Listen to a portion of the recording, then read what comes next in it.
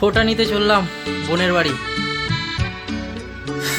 একটি মাত্র বোন আমার অপেক্ষা করে আছে। কুড়ে দাদা যাচ্ছে 11টার সময় ফোঁটা নিতে।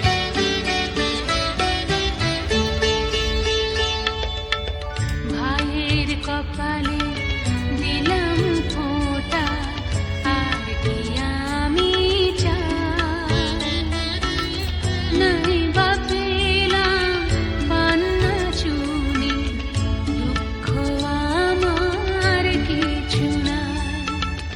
ভাইয়ের কপালে দিলাম